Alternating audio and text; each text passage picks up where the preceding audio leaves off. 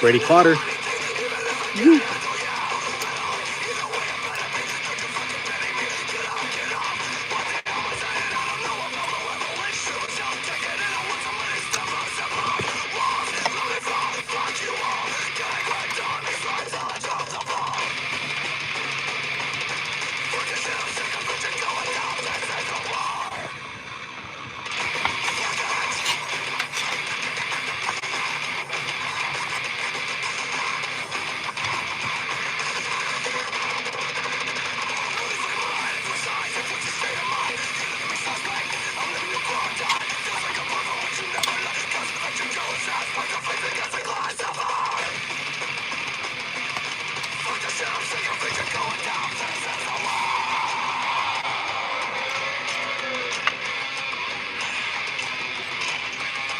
Stihl 500 I fixed.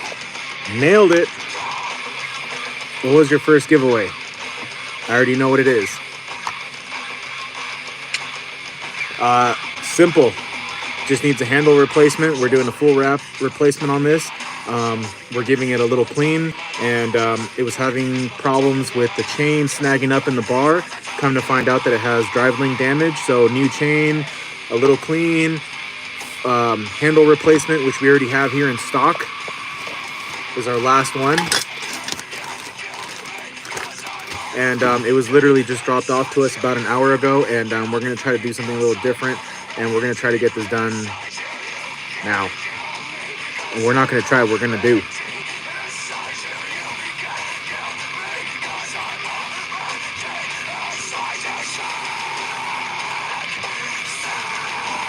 It was pretty cool. We were out for a little bit. We're checking things out, doing some things. I picked up a 261 that also needs a little love. Runs great, just needs some love. A little TLC, a little cleaning, service. Definitely needs a new chain because the cutter life on that is gone. And gonna finish. Yeah, we're just getting it.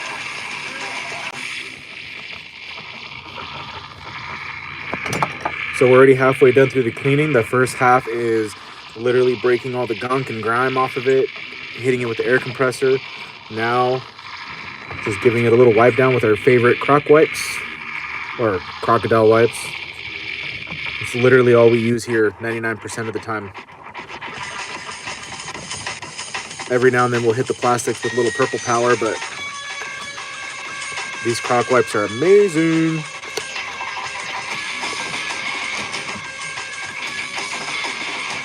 The purple power we only use on like mainly chains, sprockets, things like that, cylinders.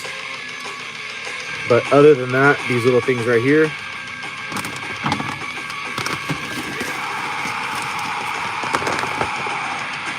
like 25 bucks or so for a 100 pack.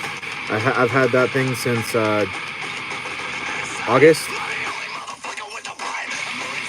mid-August, late August, and we use them religiously here, so they last a long time. They're like 10 by 15.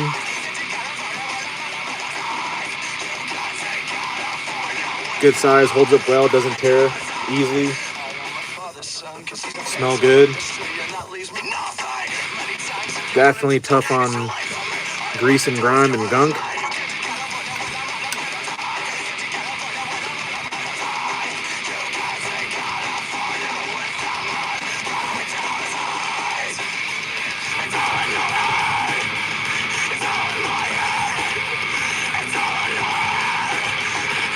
It's been a minute since we've done a live stream, and I know I don't have to apologize, but I apologize because we were doing them every day, at least a couple times a day, and vibing out. And I'll be honest with you, that's where most of our subscribers come from. Most of our subscribers come from live streams, and obviously it's nice to see a face. And happy Sunday to everyone. What are used liquid-wise on plastics? Brady, I'm not sure what are used liquid-wise on plastics. I mean, you could use really whatever. Obviously, you don't want to use anything like muriatic acid or anything like that, but Super clean power, purple power, which what I use here, the double strength. But like I said, plastics, I just use this right here, a little brush. Literally the way we clean our saws here is pick tools, a flathead, just to do a little extra scraping. This, the crock wipes, and then to get into the little crevices, we literally just grab the cloth and just with our pick tool, we push it into the little nooks and crannies and air compressor. Big key right there.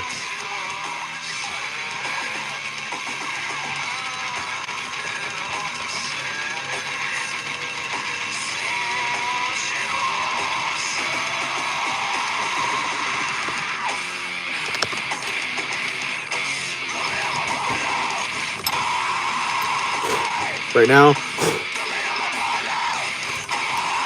just doing the flywheel side, which I'm calling that good.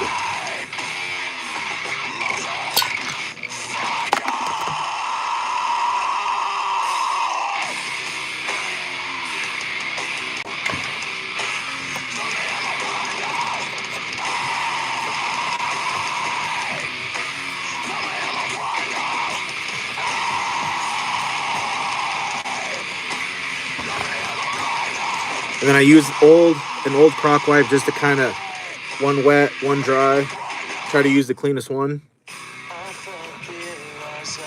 I really like the design of the texture of these because it really helps pick up all the dirt and grime.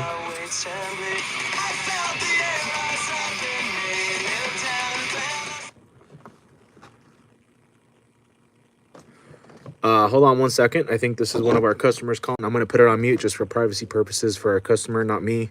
Obviously, I'm sitting here broadcasting myself, but one second.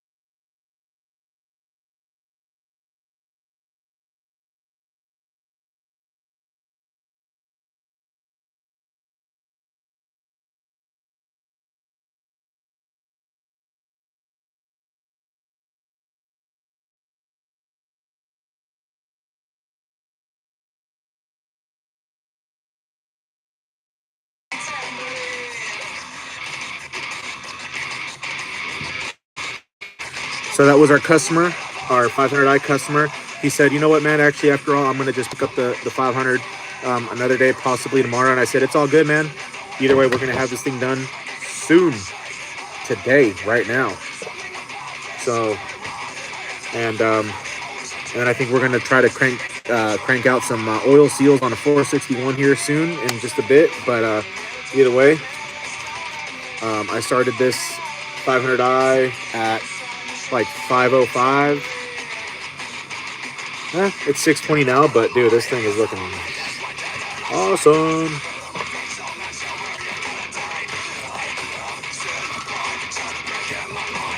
So, like I said, we're doing a handle replacement on this, giving it a little clean. I'm gonna throw in a spark plug, a little fuel filter, just cause.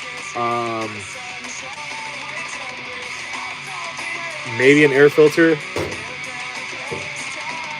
I think the air filter is fine, but either way, we're gonna throw in a little spark plug, a little fuel filter. Just, you know, why not, bro? NGK. Give it that hot Settle down, people. Relax.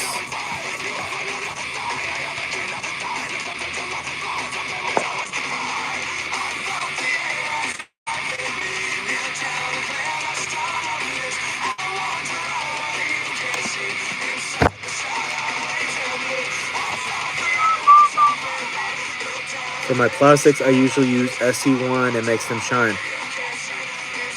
Super cleaner? I think that's what. I have used super cleaner.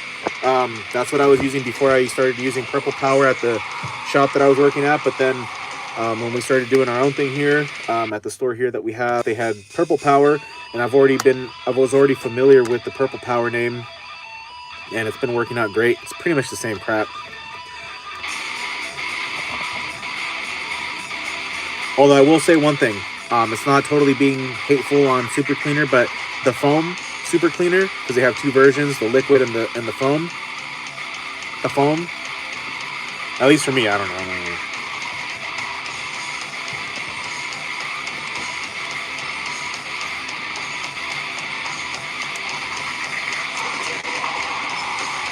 Most shops would be like, "Oh, you're not coming and picking it up today? Oh, that's all good, man. No worries. Move it on to the side." Wrong. Get that shit done, man. Get it done, bruh.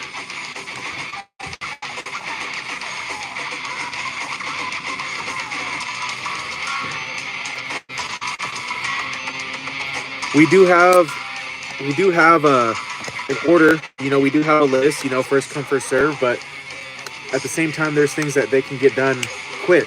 And why put those off? You know, because what if you put off those quick jobs and then you get 10 chainsaws in one day, and then So I'd rather yes, bounce around a little bit, but if it makes sense, it makes sense.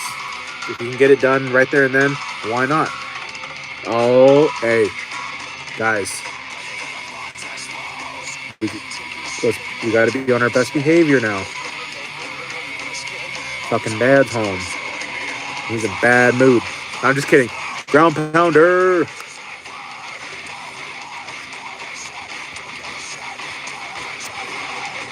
That's the man right there.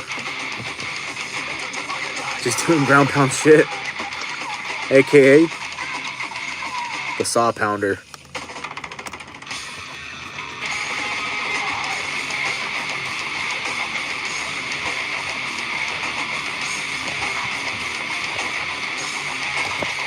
Ground man, I hope you're doing well today. Happy Sunday to you. I know you're out there crushing it, and I appreciate you.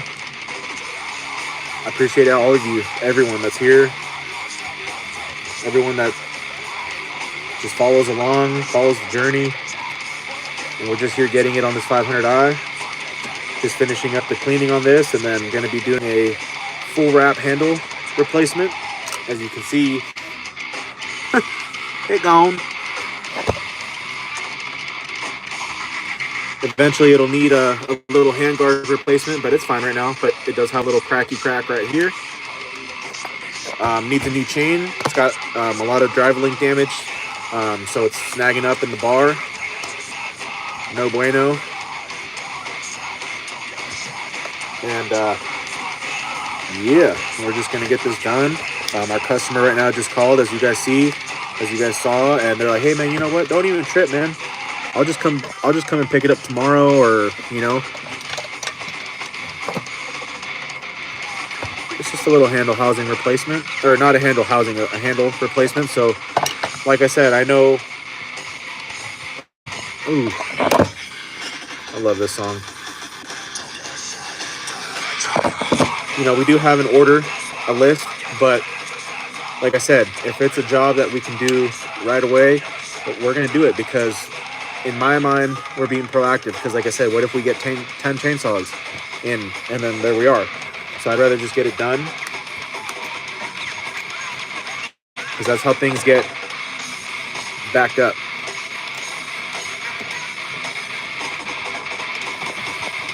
So my plan after this is get this 500i done, and then move into a 461. We're going to do some oil seals on that, and hopefully we have some good luck, because I've never done an oil seal job on a 461 before, but I feel hopeful.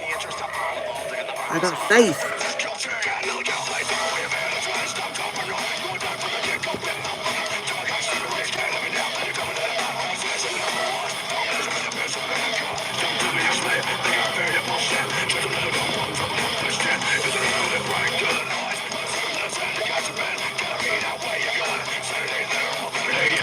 a Salvador y a todos ustedes, Salvador. Man, what's up? These guys bringing filthy saws to you. Like some of the worst I've seen come to you as far as cleanliness. Yeah, dude, we get some dirty bitches out here, but you know what, man?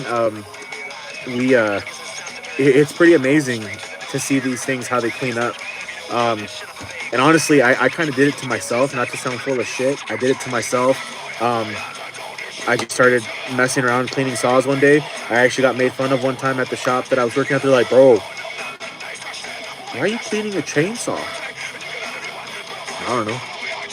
And now it's kind of like what people, they don't bring it to us for, they don't pay us it specifically to clean, but it's just kind of something that we do. And um, I don't know. I don't know. But yeah, we get some filthy saws over here. And also too, the reason why actually we do this, the cleaning process really starts as soon as we start doing the inspection or the go, the walkthrough, well, the inspection. Um, mainly because that way I can see things a little bit better. I can catch things that are wearing. Um, it's just a cleaner like work space kind of thing, and and yeah, I mean, it's just, I don't know, it's kind of nice little touch. And now it's to the point where I'm not saying that it's like, oh, it's a breeze now to just do it, but it's just kind of a normal thing now. It's not really a, you know, again, I'm not trying to sound full of shit like, oh, it's nothing, because it's work, but it's not as big of a task as like when I used to see saws come in before I really started getting into all this. I'd be like, oh man, that sucks, and like, ugh, I wouldn't even want to. But it ain't that bad. It ain't that bad. And I know it sounds kind of ironic and whatever, but kind of like Aaron and I say, it's like I kind of hate working on filthy saws. I know that sounds kind of funny, but it's kind of like that one meme. Brother, what is that? It's kind of like that.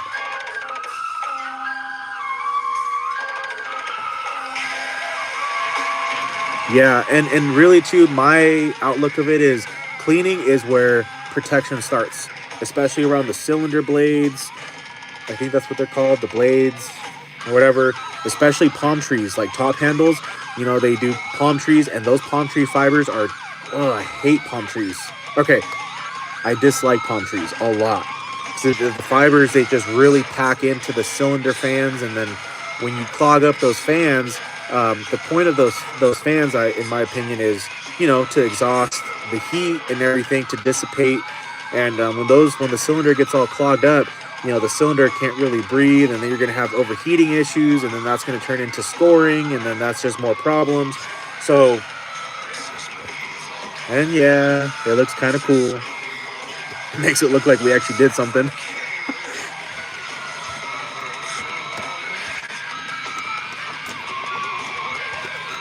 And I'm sure it's like anybody that's watching that works on saws for a living or enough, it gets to the point where we work on enough of these, and it's just kind of, it's not a breeze, but it's just, we're kind of used to it. Especially around, it's just, yeah, everything is important. I feel like everything's important. Um, but yeah, I'm not gonna lie though, I do get some saws in here. I'm like, but there we are. I mean, it's amazing what this saw looks like now. Again, not trying to sound full of shit, but man, compared to what it looked like just now, well, we haven't done this side yet.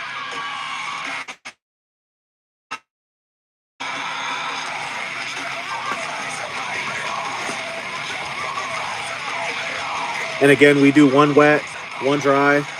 Usually it's the ones that we've already had from the previous day. Try to use the cleanest one, just to kind of pick up everything. That's why I break everything down with pick tools. Literally just this one, the straight pick tool, and then a little flathead, just for a little bit more surface coverage when I'm scraping. And then hit it with the air compressor. Try to get as much of that. Um, just junk off of there before we hit it with the wet wipe, because what happens is if you don't do that, you're just going to be smearing all that grime and everything, and it just, you're going to have a harder time cleaning it. So if you're anybody's out there, if you guys work on saws, just hit it with some pick tools. I like pick tools a lot with your fuel lines and all that, plastic, anything that can puncture. But yeah, just try to break everything down, so that way by the time you're going to your wiping, you're not wiping, you're not smearing grime. You're just, you know, and actually have some pride in your work, unlike so many. Ground man, I really appreciate all the kind words, and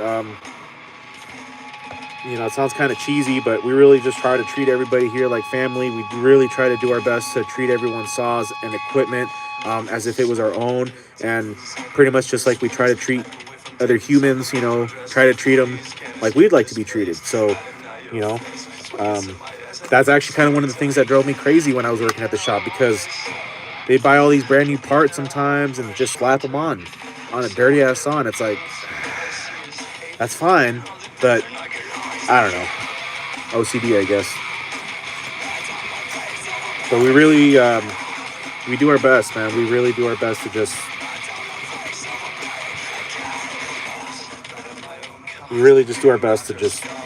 provide a good quality service over here. And I do believe that we do that. But either way, I mean, it gets tricky sometimes.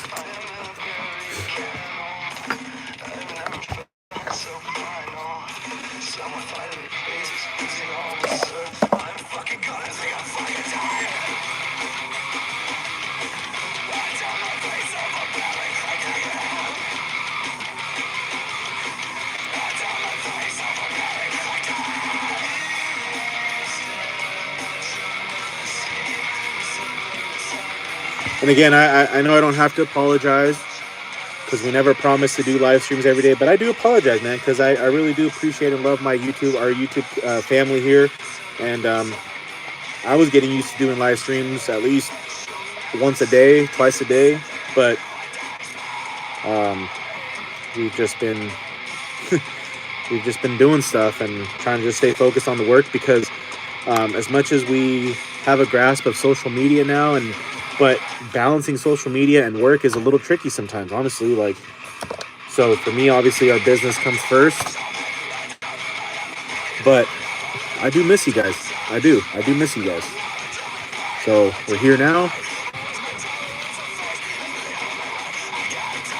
Your boy kind of fell behind on some work, but we're caught up now.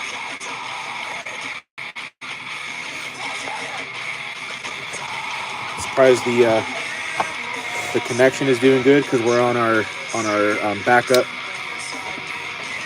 All of a sudden now it's a shop phone. Before it was just a personal phone. Now we have shop phones. They're not actually shop phones. That's just what I call them.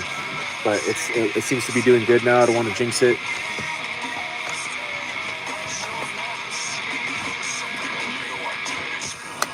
Eventually it's going to come back to us for a handle housing replacement.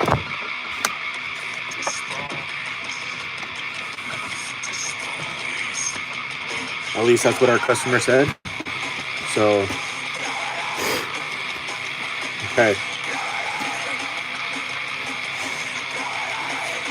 The OCD is going to kick in right now, but I'm going to just try to get into these little nooks and crannies right here. Just because this side is all pretty clean, and this side still has a little junk to it. This side's nice and clean, so we're just going to try to, and the way I do that is literally just get our pick tool and then just push the wipe right inside those sections there.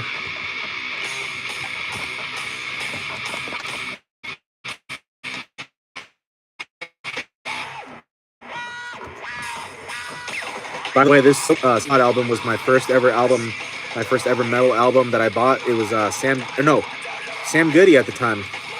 Middle school, 6th grade. In the Sony Walkman. I was fortunate enough to have the one that had the bass function, so you can up the bass on that.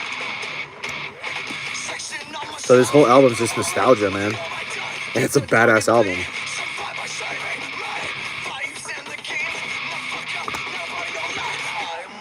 All right. There we are.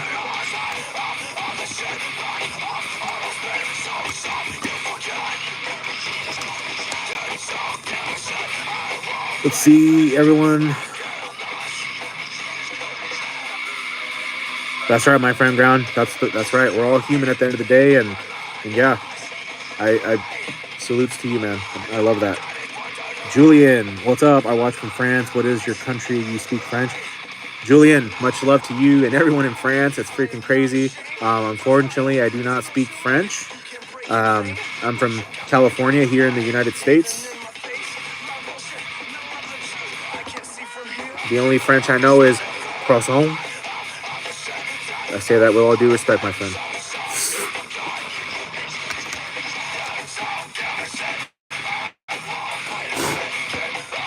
All right. I'm going to call it good right here. Let me get a little bit more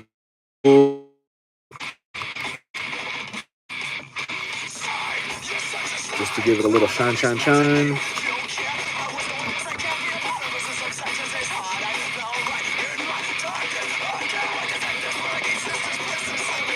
Okay.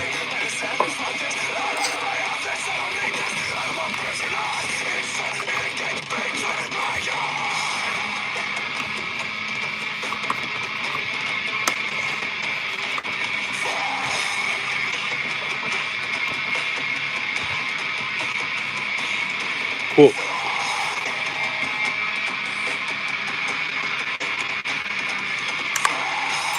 Whoa. Catastrophe. Not actually.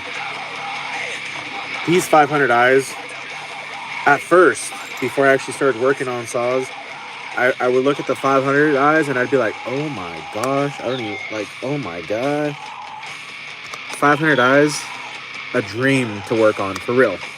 It just, they look a little busy at first if you're not used to it, but don't let all the colorful cables and wires fool you. It's really not that bad. It's really not that bad. It's actually a breeze. It's a pleasure to work on these 500 eyes. Husqvarna, on the other hand, well, no, I'm not on the other hand, but it's the same thing. Husqvarnas, they look a little busy, meaning it looks like they got a lot going on, but it's not horrible. They're not terrible. The only thing I would gripe about, if anything, is just I just feel like you need a whole toolbox to work on Husqvarna. You know, you got some hex in there, you got some Torx, you may have some flathead, or it's just. It's not like Stihl where it's mainly just T27, a T25, maybe a T20, maybe a T something, and then that's it.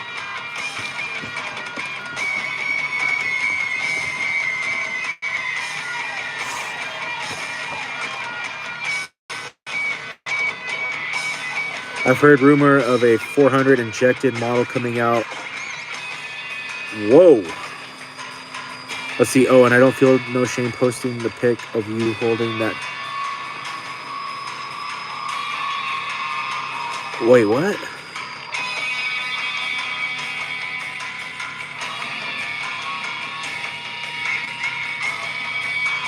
I have ground. I don't even.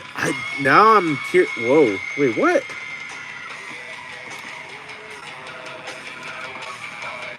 We got some loot. Where are we at? Got some collateral damage or what? No, I'm just kidding. 400 I don't. I haven't heard anything about a fuel injected 400. I have heard some word around there from another channel. Well, the other channel is Oliver DG. I'm sorry, I don't know how to spell his last name, but his name is Oliver DGO. I'm not sure what his last name is, but he says that there's a 400, like a 400.1 coming out. I'm not really too sure. I guess it's already kind of out, but it's in Europe. So if anything,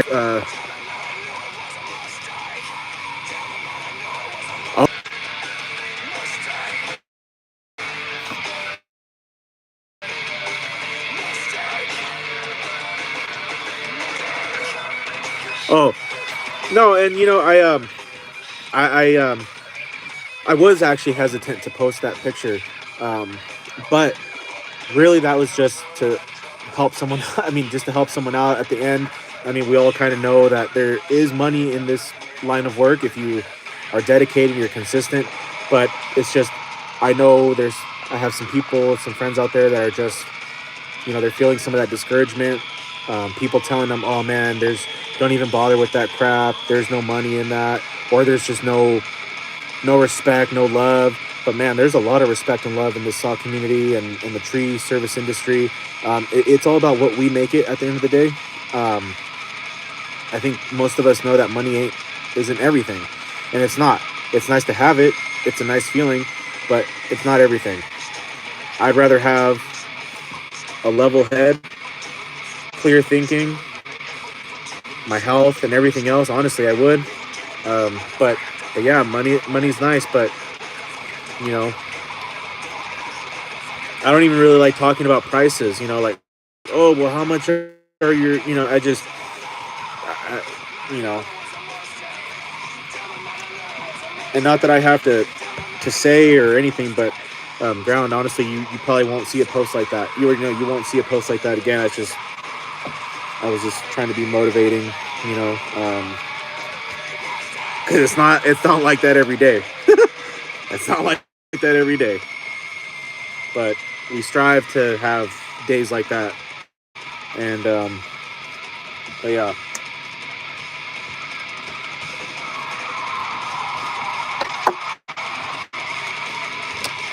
But I think we all know that if we work hard at something and we stay consistent, um, we do win. Whether it's um,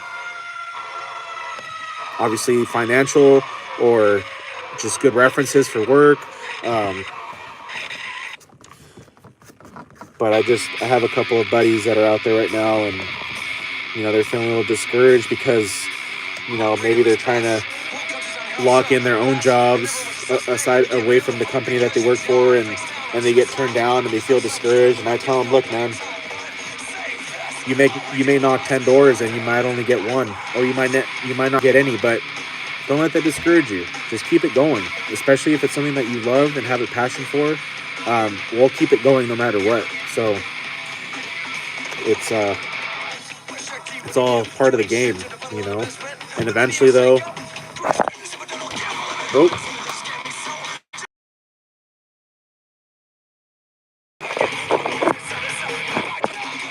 my wife brought.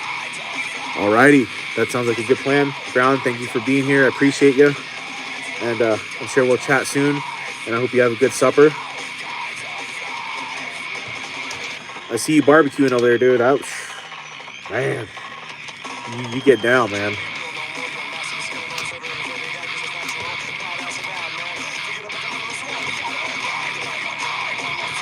And not much love to you, Brown. Appreciate you.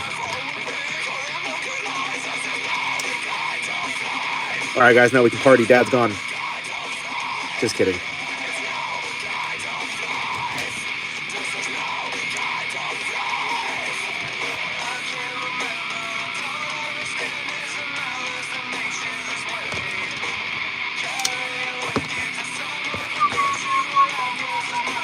The only thing that I'm kind of worried about right now is that our customer brought their saw already disassembled with like this bag of like parts and stuff, and sometimes I just worry that we're not going to have all the hardware, and we do have hardware and stuff here, but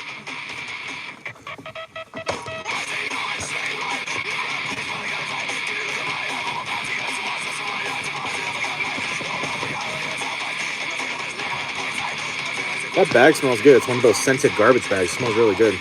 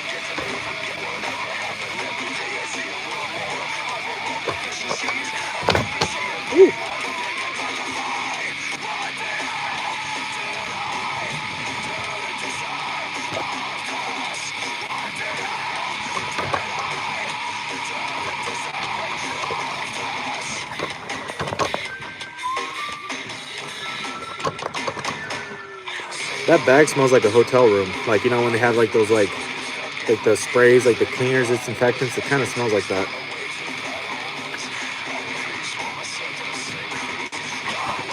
Just a random little thought.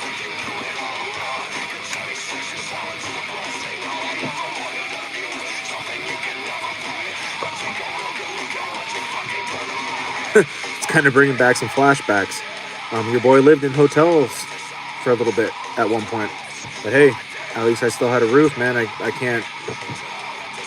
But it's crazy. I haven't thought about that in a while, in a little bit.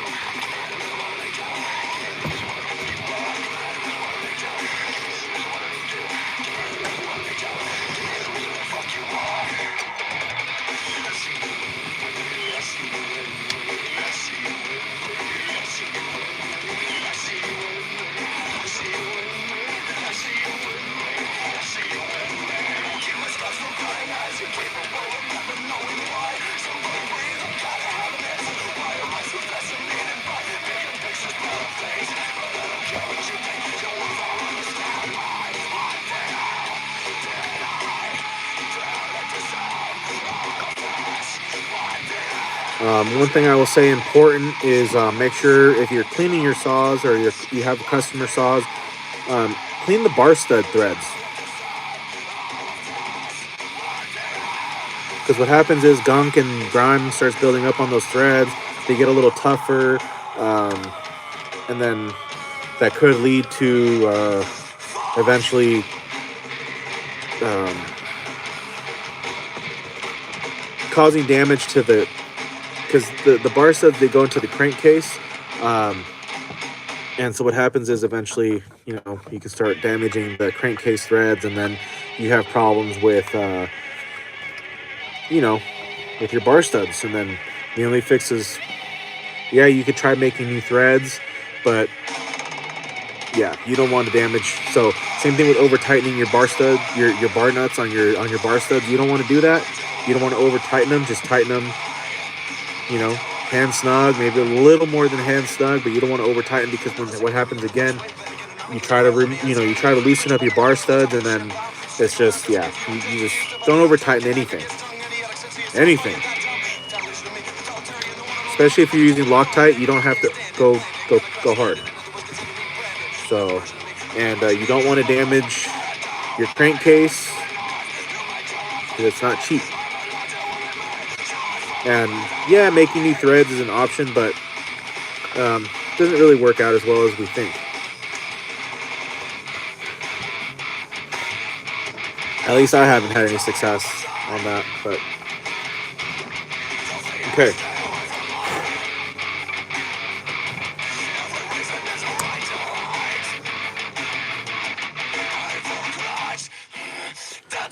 Sounds like someone's having some car troubles out there.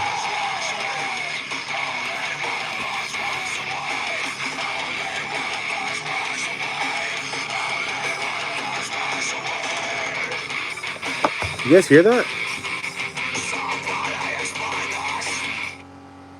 Oh boy. Now I'm curious. We're gonna be distracted for a second. Let's go see what the fuck that is.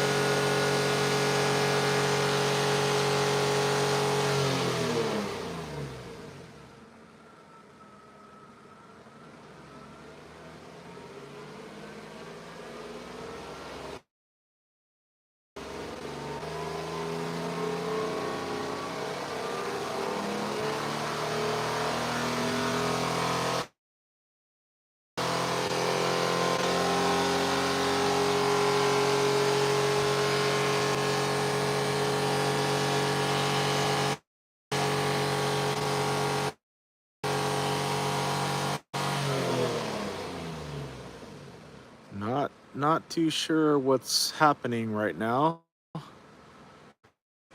Well, I know what's happening. It's wow.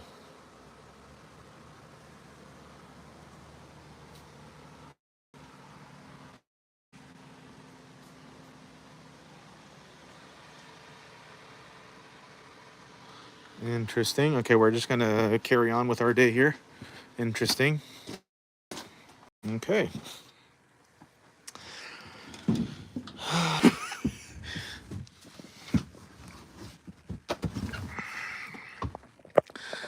Boy, that Nissan.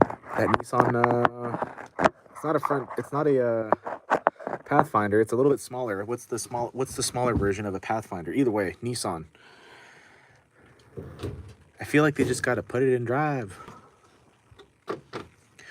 Or like my man Casey here says, that insurance claim, boy. Or maybe they just installed a two-step and they were trying to see if it works. It ain't working. Hopefully they didn't just blow their transmission. But that did not sound too good. All right, carrying on though.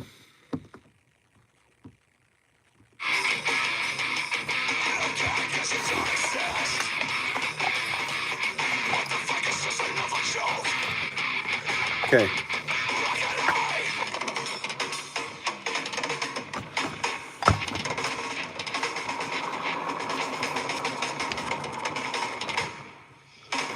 Hey, Casey, it's funny that you said insurance claim because that's what I was thinking too.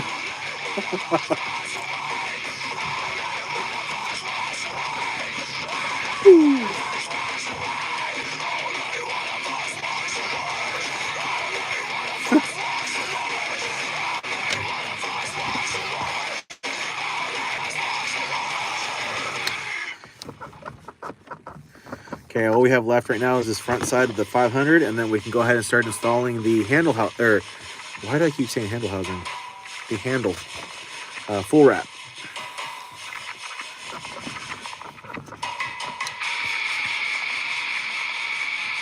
Which, if they brought us all of the hardware that they took off, because I guess they had someone else try to work on this for them, and the person that they took it to had it for 3 months. That's what they said. I don't know.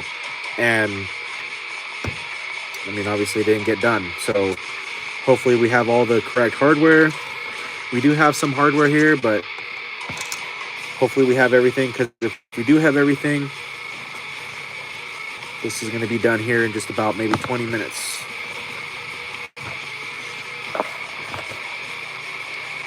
And then maybe we can start making progress on that 461, the oil seals at least. And then tomorrow we'll do the cleaning.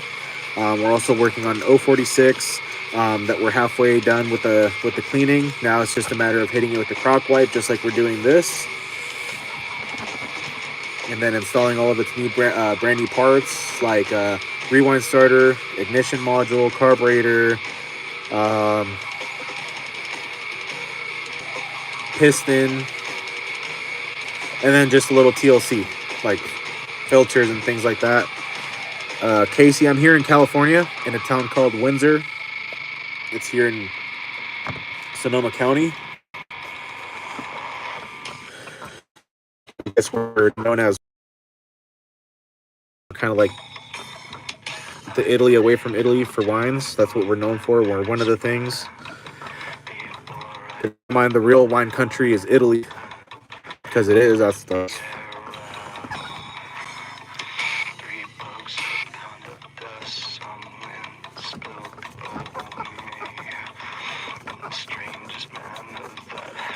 they don't play around over here. We have this joke over here that's what is it again? Oh, I forgot. Come for vacation, leave on probation.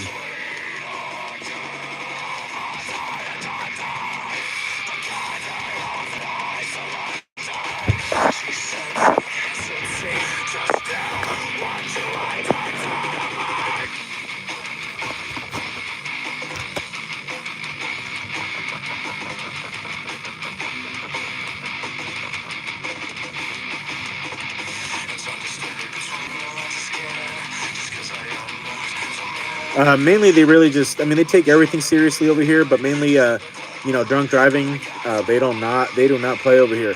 And which I'm glad they don't, because drunk driving is obviously a serious offense. Um, your boy has gone down a couple times for that in the past. Thankfully, though, that was about 11 years ago now. Um, but yeah, I mean, everything's a serious offense. Crime is a crime, but drunk driving, though, that's fucked up.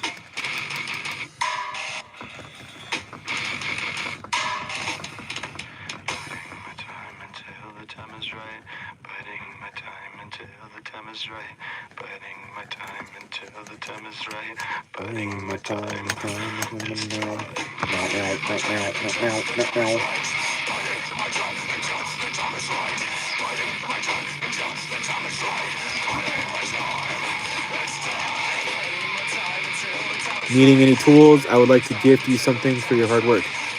Matthew Scocks. Matthew, bro. First and foremost, dude, how have you been? I know it's been a minute since we've done a live stream. I know we were getting used to it, but I promise you guys, we're still here. We've just been kind of behind the scenes, just chipping away at work. Needing any tools, I would like to gift you something for your hard work. In all honesty, we're doing pretty good in tools, but look, man, I definitely appreciate the gesture. So, I would be open to what you have for us here, and thank you so much. Let me know how we can get in contact.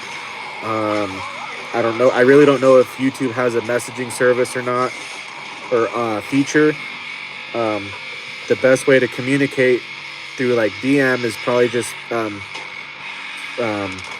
reach out on our Instagram or on my Instagram. Oh shoot, let me put this on.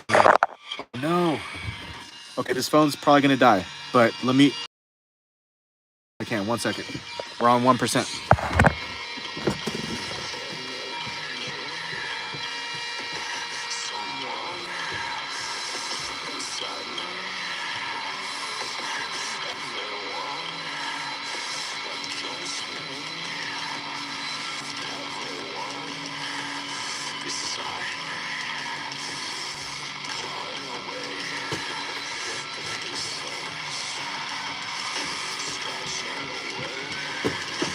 I will not let you guys die.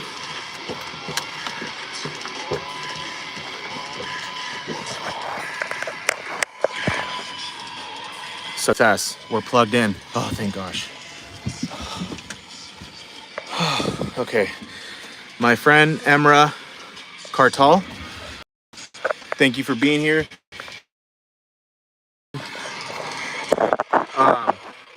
Turkey is such a beautiful place. I mean, there's a lot of beautiful places in this country, or in this world, but Turkey is so freaking beautiful. We watch a game show here.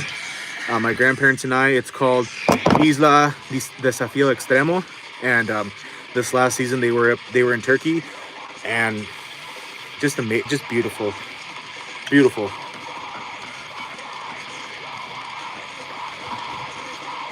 But no, Matthew, I really appreciate you, dude. So yeah, I mean, like I said, I don't know if YouTube has a way to like direct message, but like I said, our Instagram would probably be the best way right now to talk a little more about that, or if anybody ever wants to just follow along and literally just see more in-depth like progress pictures, just literally everything that we do, but just more detailed. I know YouTube does have a community area where you can post pictures and stuff, but Instagram, that's where you guys can really follow along with us when we're not here doing live streams. This 500i will be there. It still kind of feels funny for me to say, but the link is in our bio. And so So if you guys want to just follow along a little bit more in depth, we just post saws, food every now and then, our outings sometimes, and yeah. So okay, this saw is done as far as cleaning. Well, we still got to clean its components over here, like rewind starter and all that good stuff. But as far as everything else on the saw here, it's all good to go. Matthew, I'll reach out via. Alrighty, Matthew, dude, thank you so much. And either way, man, just thank you so much for being here and for following along. You're kind of you're also kind of one of our day oneers here. You've been following along our live streams and just coming in when you can, as long as I can remember. And Casey too. I know Casey has been here also, and obviously Ground Pounder. We stay in contact through Instagram. So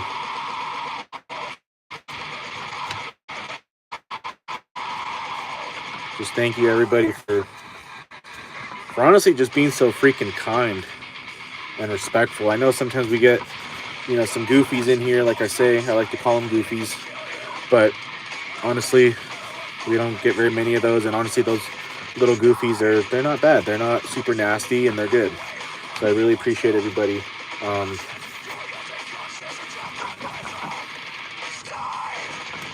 Okay.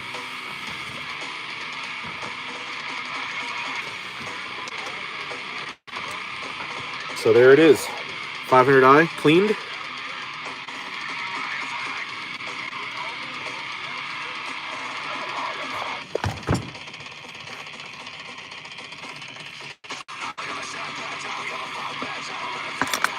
Whoa. Catastrophe.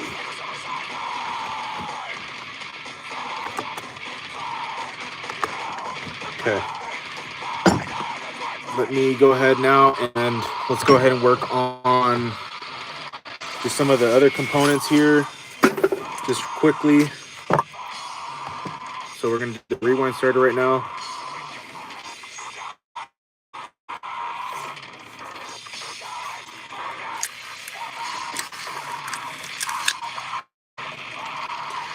Just a little let down.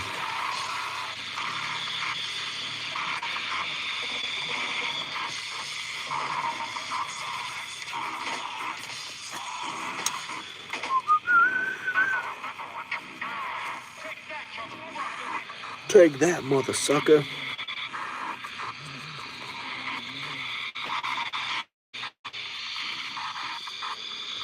$7:05 right now, my time. Either way, once we when we're out here, we try to be out here assuming that the patience is all good and we're not really struggling with certain things and we don't need to take breaks. But we usually try to be out here until like about 8:30 the latest. So I'm still gonna plan on putting up the 461 on the bench and just seeing if we can at least get the oil seals removed and maybe install the new ones, and then at least we can get halfway done with that. That is the main thing that it's here for. And then tomorrow we'll continue on with it and do, the cleaning, all that good stuff. But we can make it to that.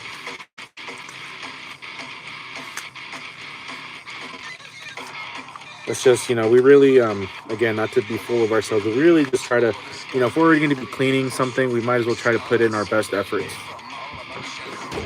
Instead of just going, all right, it's good. And I know most of our customers are not going to open up their saws and go through every little nook and cranny, but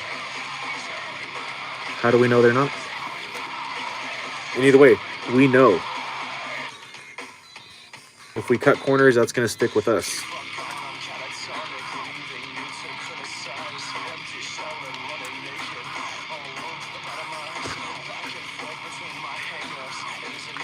I really do I do my best to apply, Buck and Billy saying, work hard, be kind, be honest. And part of the honesty is, if I say I'm going to clean your saw, I'm going to clean your saw. Not just go, all right, we're good, and just kind of, we're really going to try to put in a good effort. Ivanov Ivan. Yes, sir. I'm here from California. Americano. Mexican American. Well, I was born here. I'm Hispanic. So I speak Spanish fluently, read it, write it, speak it.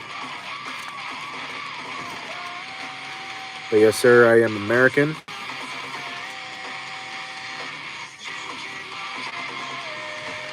I'm from Russia, please.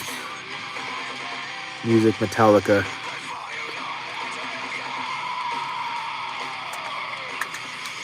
You know what? We can do a little Metallica right now.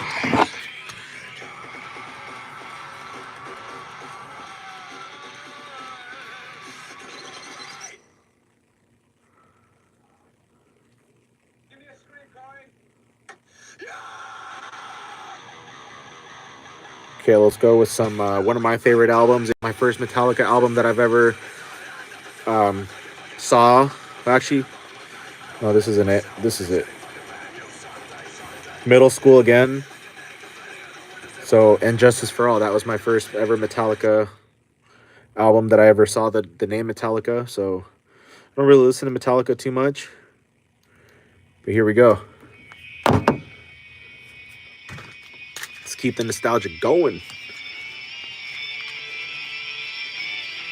Ooh, yeah. Okay, this is hitting already.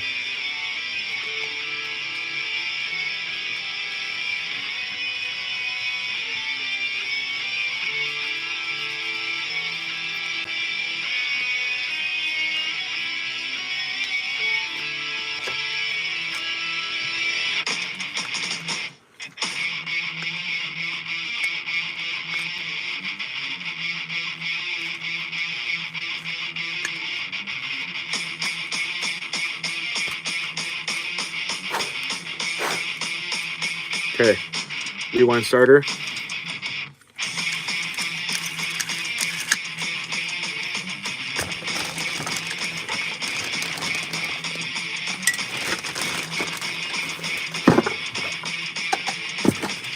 The little inner piece of the rewind starter.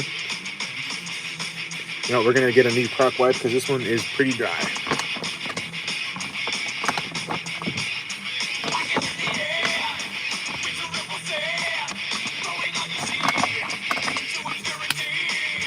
All right, give me 1 sec.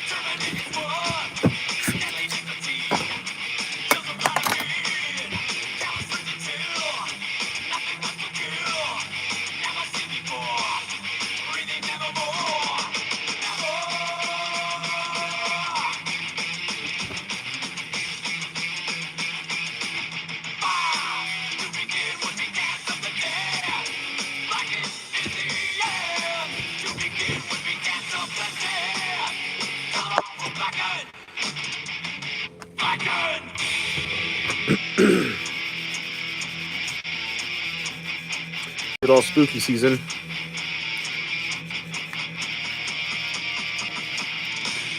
Actually, Metallica's kind of hitting right now. I listen to American Metal 1995. Let's go. I like earlier metal too. My favorite band, Pantera. Dimebag Darrell. He's the reason why I started playing guitar. He just knew how to make that guitar just, man. No one has Dimebag's tone. I haven't found one band that I can say, holy shit, that sounds like Dimebag. Dimebag, man.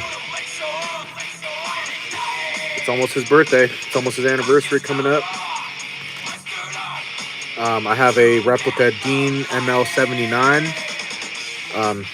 It looks like the same one that he played.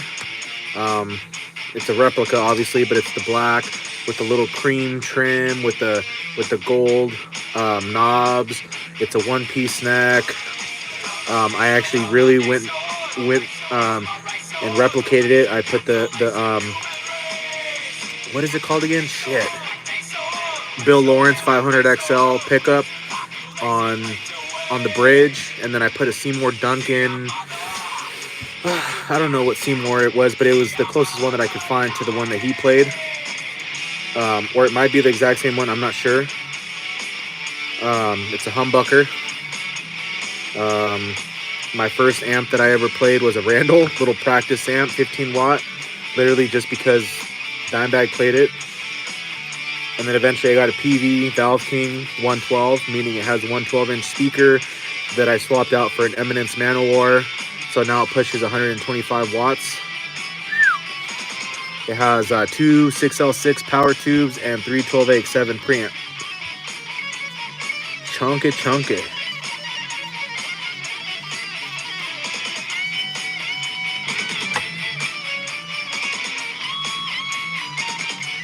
Yes, sir, my friend, you are welcome.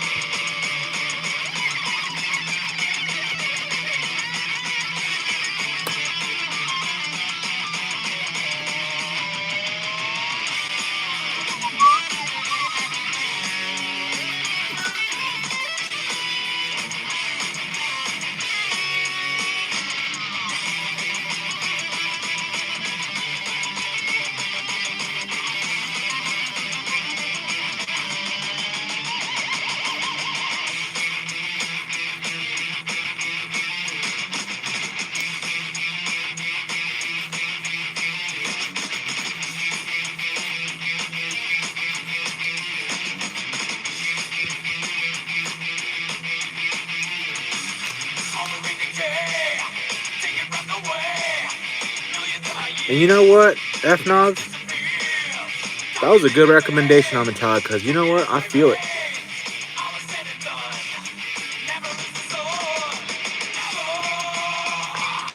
Okay, inner piece for the rewind starter, done. Air filter base.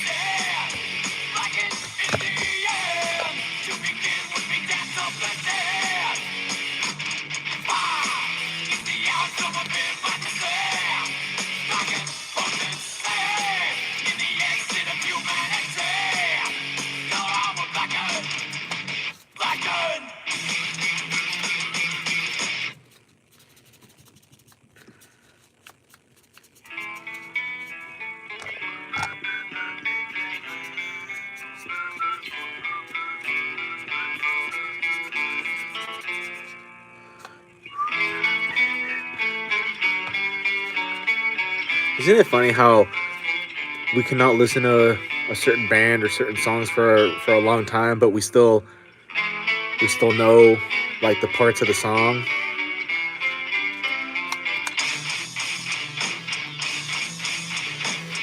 That's one thing I've always had as a music or as a ear for music and rhythm, and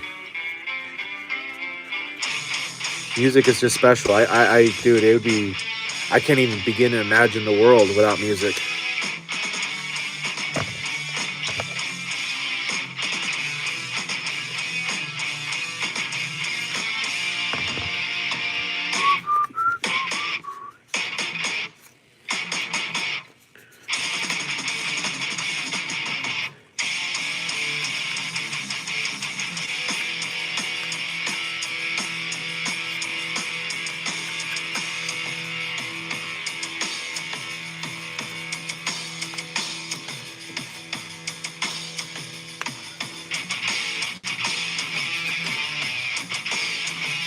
I have a buddy who's Russian. Um, Fortunately, I haven't talked to him in many years, but his name is Alex Lebedev. Lebedev. Cool dude.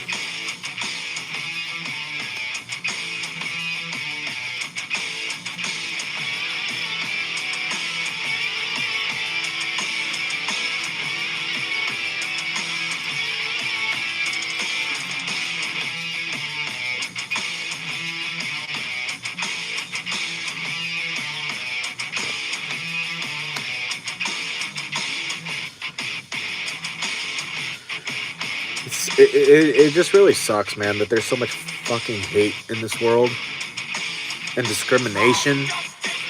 I know it's been like this for decades, but just really unfortunate. I know that was a random thing to say, but I just, when we do our live streams, I mean, we get people from everywhere. We get awesome people from, for example, Turkey, Russia, literally everywhere. We've had humans come in from Paris, France, London, Salvador, Brazil, everywhere.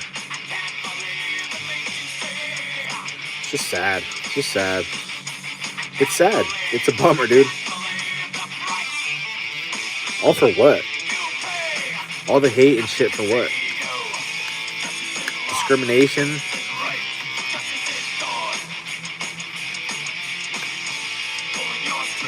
It's unfortunate. It's really unfortunate, dude.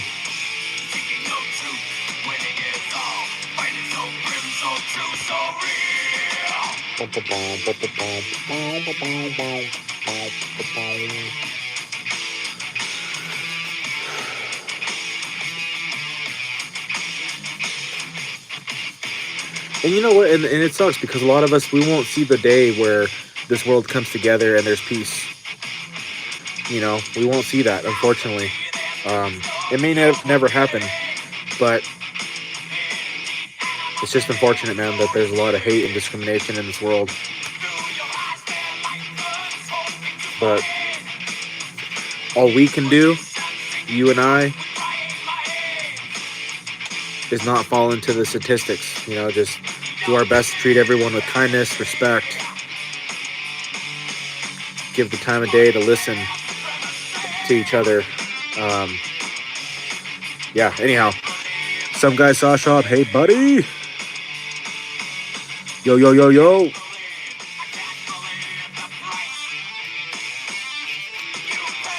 We're here just chipping away at this 500i. We're just finishing up with our little cleaning process here. Right now working on the air filter base for your favorite. What saw is this?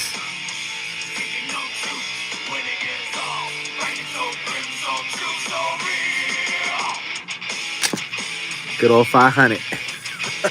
It literally just came in 2 hours ago, and right now we're just cleaning it. And then all we're doing is just a handle replacement, full wrap, which thankfully we have here in stock. They were having issues with the chain getting snagged up in the bar. That literally just comes due to drive link damage, either just hitting dirt and stuff, little rocks. So thankfully nothing else is damaged. Everything is good. And right now we're just finishing up, just cleaning up the last little component. So this is the inner part of the rewind starter, air filter base, rewind. We just finished cleaning that up. Bum, bum, bum. Wow. Now that we're here,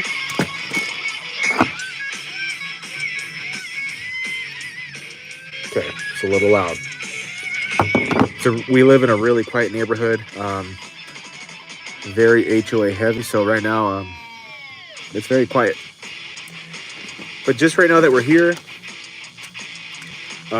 any of you that are out there running saws, just a little tip: when you go to start your saw, don't pull on it and let it go.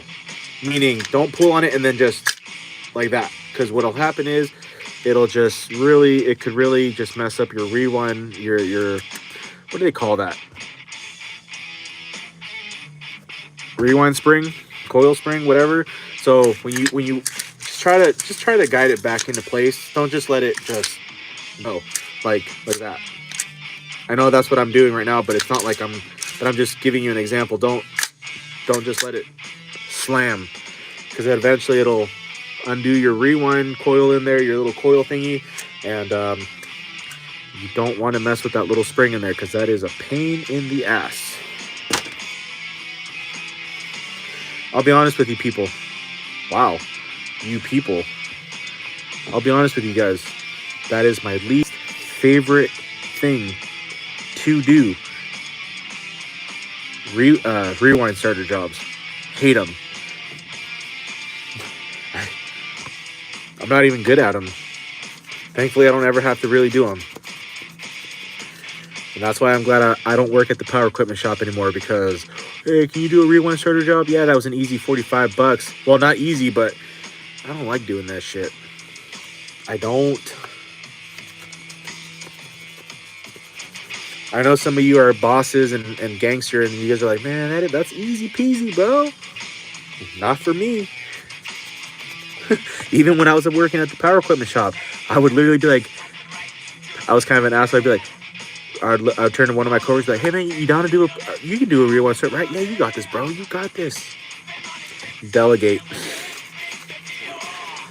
But they had love for me. They'd be like, yeah, bro, we got you.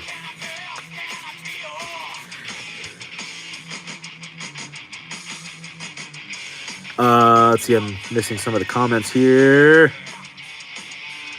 Nice man, glad to see you doing well. Also, sweet shirt. I have so many Smiths, not even funny. Ouch.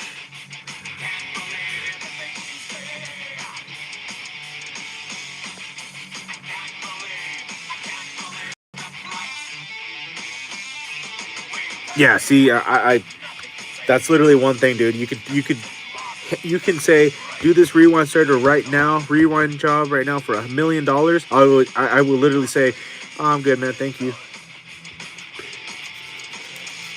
And no, I appreciate the comment on the shirt. Not to boast, but we just got it, man. We just got it. It was on sale for $20. They had some other really cool Smith & Wesson shirts there. But this one was the cleanest. I liked it. It's just simple. I really like the color. I might go back and grab a couple more. Plus, there was a nice gal that we were having a conversation with there. Wouldn't mind having another conversation with her. But yeah, no. One of my new favorite shirts. I don't even own any Smith & Wesson, except for knives. I had a couple of Smith & Wesson knives, like combat knives. The store that I got this from is a store out here called Sportsman Warehouse. Never been there. A buddy of mine wanted to go look at a backpack for his climbing gear. He looked at it and he's like, yeah, man. I went to go look at all the firearms there. My favorites are 1911s. Took some pictures of some stuff. And I went back and I looked at him and I was like, yeah, man, so you found the backpack you wanted? And he's like, yeah. I'm like, I don't know, man. You don't look too convinced. He's like, well, I really want the Notch backpack, which is a climbing gear brand. And your boy helped him out. And I said, look, man, if it's not what you want, I know it's another $100 to get that Notch, but just wait. And he did. So... And at the end, he's like, bro, thank you so much. He's like, because I honestly would have bought that. And he's like, and I wasn't really feeling that backpack. So, but they had some cool shirts. They had some really cool Real Tree shirts. Wouldn't mind picking one of those up, but it's not really a necessity right now. Being that all of our stuff gets dirty and stuff. And either way, your boy's used to just wearing the same shit every day for the most part.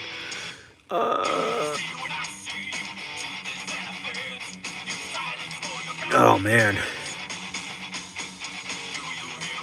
1911s, man. They're one of my favorites. From my understanding, it's one of the original handguns that was used in the military.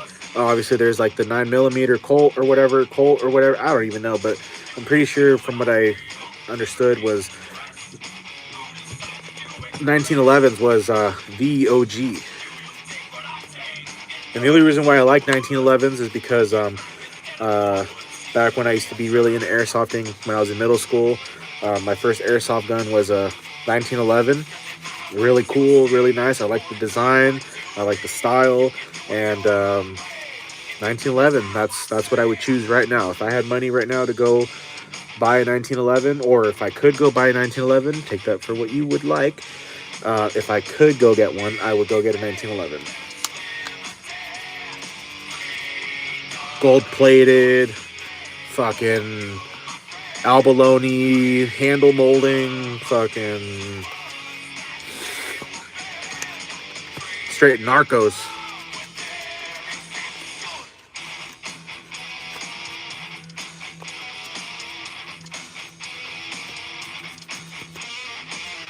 All right.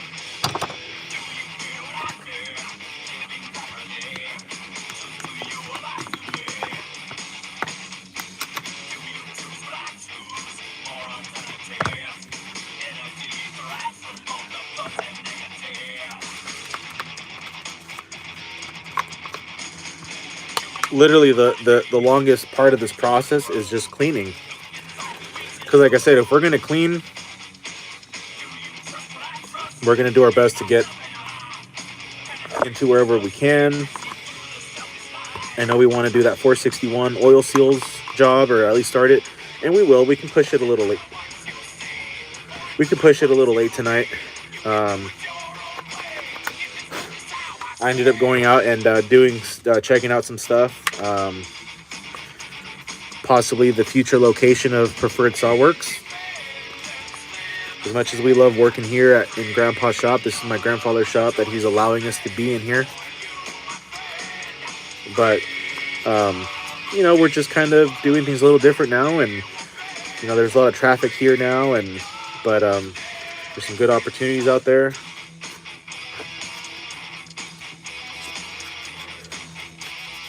Okay, we're going to call this good. We're going to call this good. We're going to call this good. And assuming that they brought us all the hardware that they took off of it, the handle house.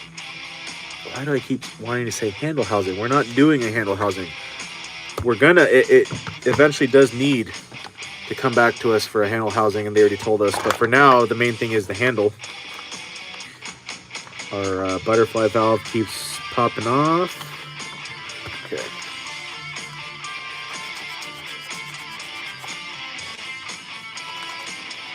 Okay, now it's scuffed up, so that ain't gonna come off. Did you guys know that Stihl makes spray paint? Which I think I'm gonna look for some, and that way when we do that 046, we can maybe refurbish the crankcase and the plastics. I think that'd be pretty cool. Sand it down a little bit. I think the rattle cans are like $25. But it's Stihl. It's Stihl brand. It's Stihl.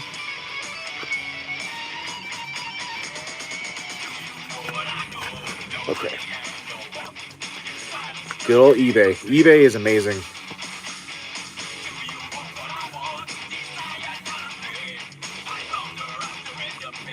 Okay. There's our shroud. Yeah, we got a little something, but you got to pick and choose how far you go into something. Let's see. I soak everything in industrial degreaser and pressure wash it.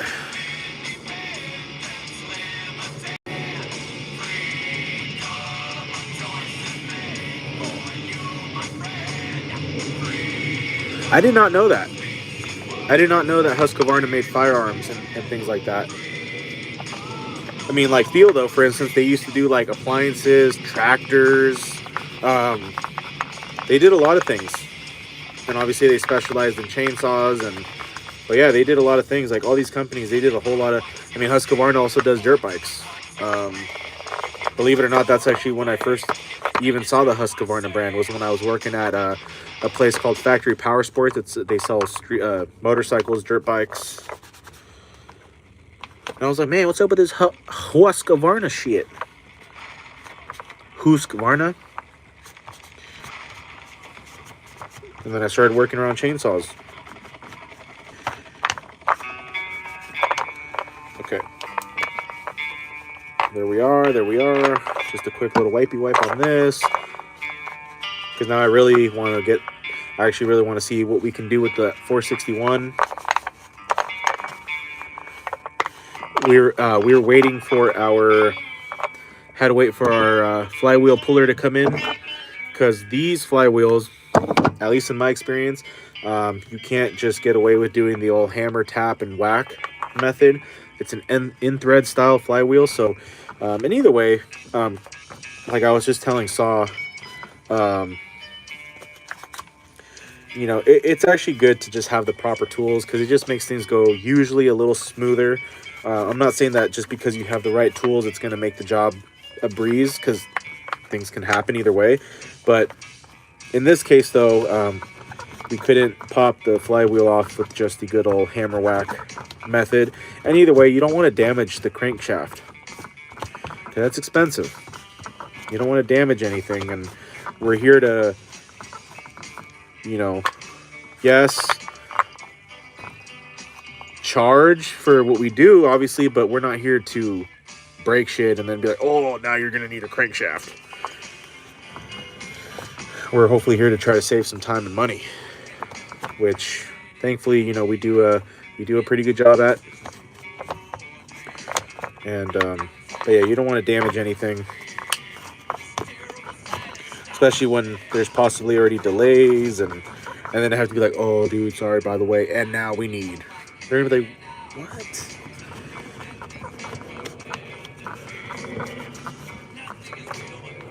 Okay.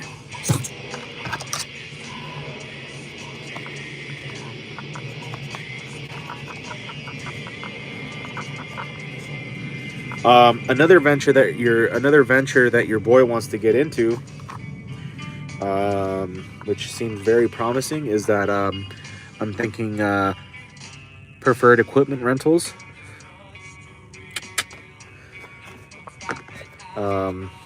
Just got to talk to a gentleman about a skid steer and see what he wants to do with it, and I'm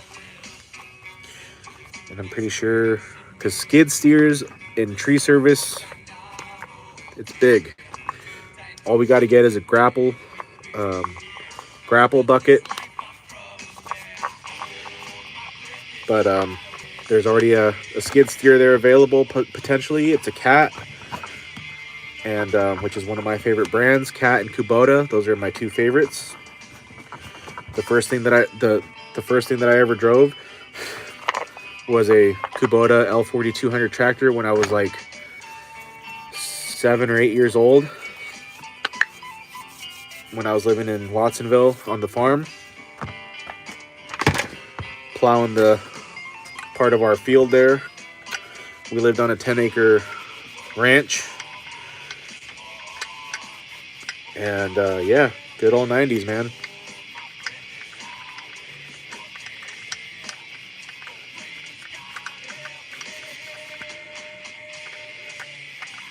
I got pictures. There's proof. Cool story, bro. Okay.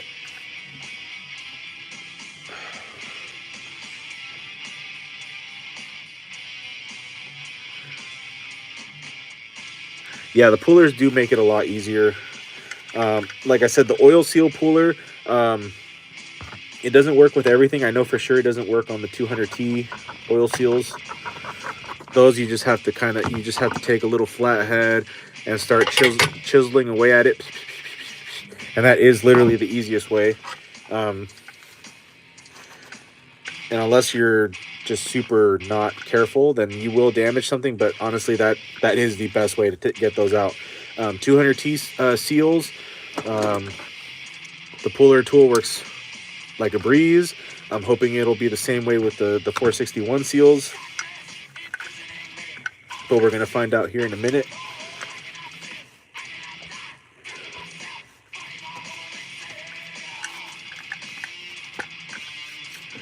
Okay. And this is our last little component here. Now, and then after this, we will be moving on to the handle.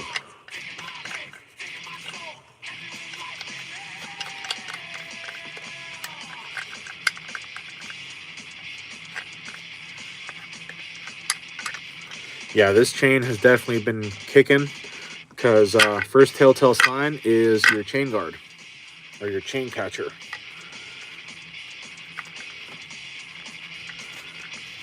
So kicking the chain from what I understand, is either, you know, hitting stuff or running too loose of a chain. Um, yeah, I think that's pretty much it.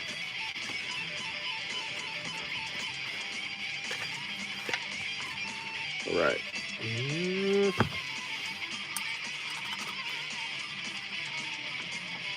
Okay.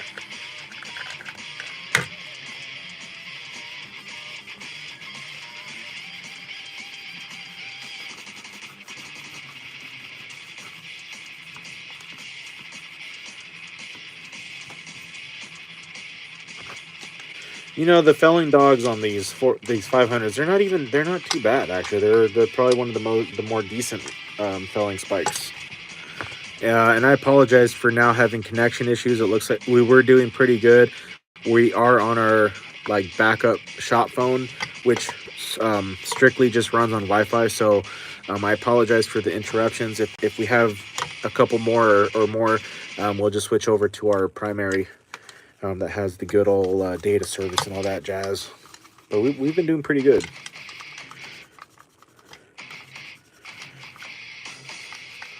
But trust me, it will get annoying to have connection issues. For me and for you, trust me. It's not fun.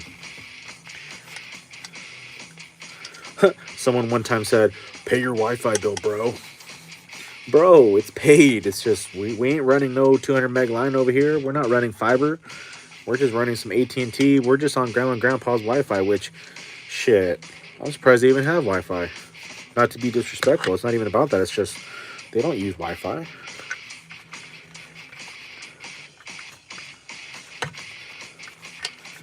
Plus, my aunt pays for the Wi-Fi.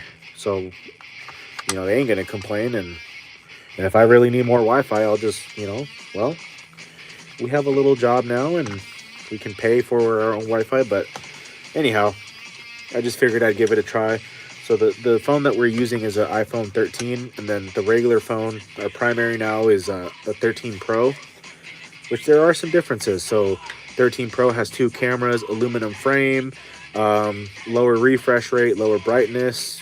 Hardware might be a little different, but nothing too crazy. And then the 13 Pro, it has the 3 cameras, higher refresh rate, higher brightness, and stainless steel frame or body or whatever you want to call it. Alrighty. Clutch cover.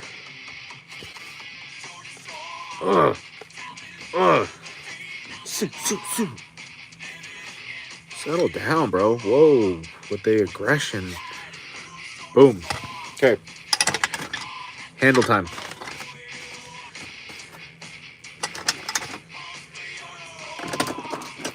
Let's see. To throw the chain, you're either running your chain too loose or hitting stuff you shouldn't. The best stock dogs I found are the 572, 372. I'm not too familiar. Actually, I have a 372 here. I should probably look at that and see. Yeah, 390 dollars aren't too bad. I feel that I live in an area where the Wi-Fi coverage is horrible. Damn, fridge on wheels. Leo, damn, fridge on wheels. A V12 with my... Hold on a second, Leo. Hold on a second. What? Hold on a second. Let me understand this comment. Damn. Fridge on wheels. Like 100 really bummed out emojis and some rims. Are they 24s? Riding on fofos. A V12 with the best friend that is in my family member and white. I think I have a lot of the... Okay. Not sure what that means. Much love to you.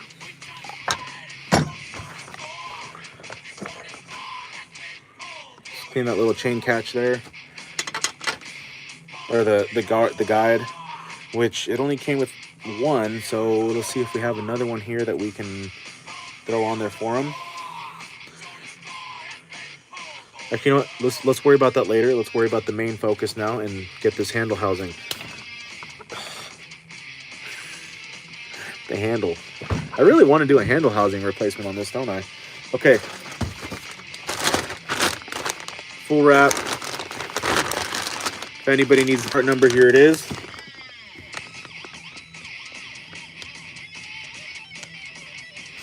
Okay.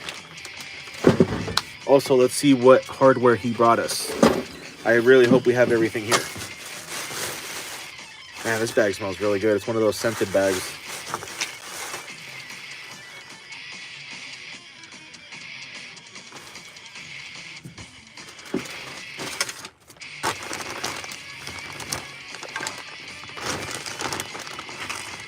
Okay, so they took off this whole piece, which you don't have to unless it's broken. But hey, if it's cool with our customers, we now have a spare. Because this handle is literally a direct bolt-on. Other than the AV springs and all that good jazz. Don't need that. So if it's cool with our customers, we'll hold on to this and have an extra. It's literally just to hold your little scrunchy scrunch. Oh, Jesus. Okay, they took off the spring.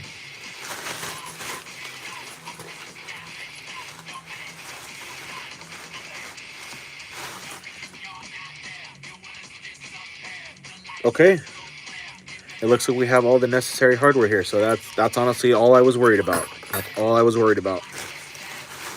Because nothing drives your boy more crazy, honestly, than doing the job and then you have one little piece that's missing, and then it's like all that. It's all part of the game, but it's kind of annoying. I'm done. Whoa. Okay, that's not funny. That's not funny. All right. My bad. That was a little much. Okay. So.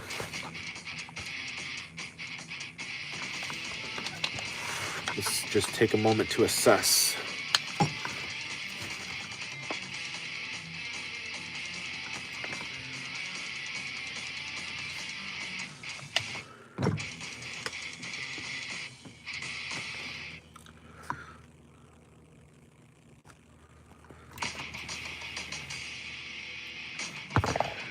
Good thing we have some reference.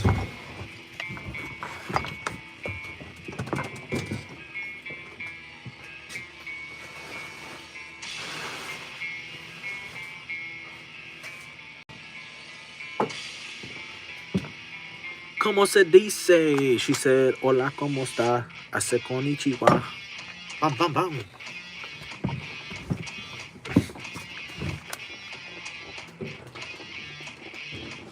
So this is the spring that goes back down here. Okay. No worries, no worries.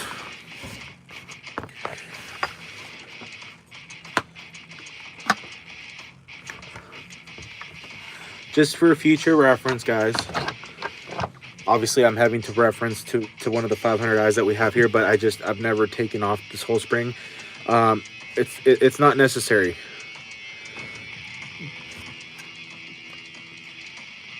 To do a handle replacement.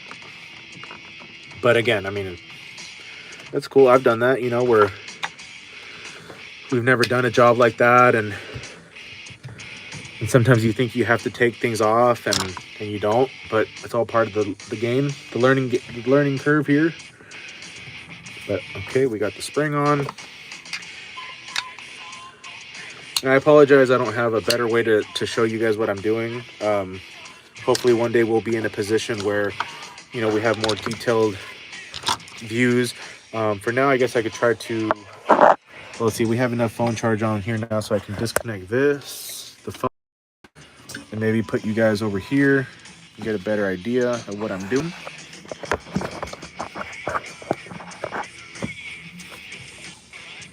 It should work, hopefully.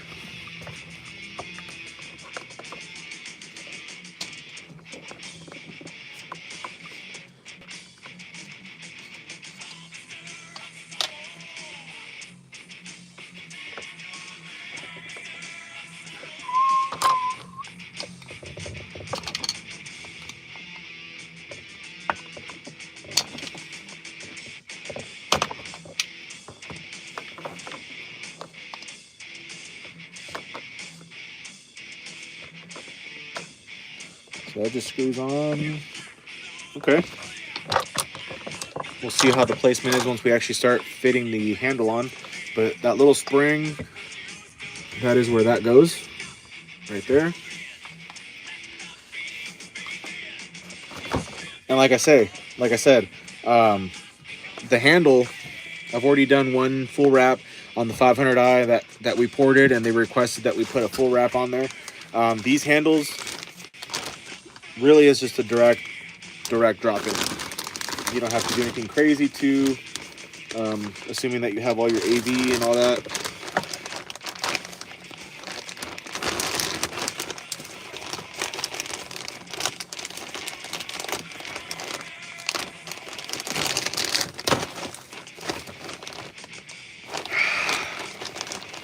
It doesn't smell like anything.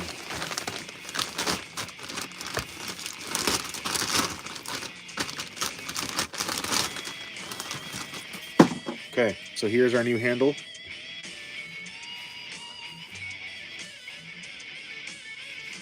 Bram, bram, bram. So the part that they took off, or whoever they took it to first to go replace the handle, they took this piece off, which is this right here. It's like the little elbow, which is in perfect condition, just a little dirty, but we'll see if we can try to hold on to that. It already comes with this screw right here. It already comes with everything. Literally, it's just a drop in. All you need to do is just redo your two screws here, the two screws here, which is these guys right here, 4 of these, which we have 1, 2, 3, 4. We're gonna have some extra hardware. This little one right here, see how special that is? That's this one right here. So we don't need that.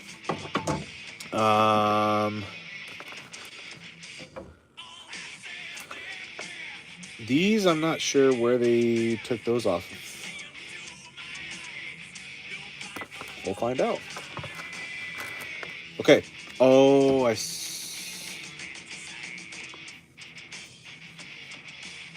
okay. Anyhow, all right. Let's get this going.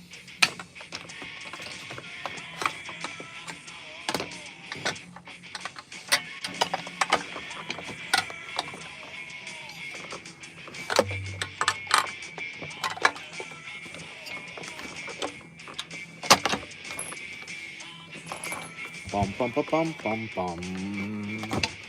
Whoa, whoa, whoa.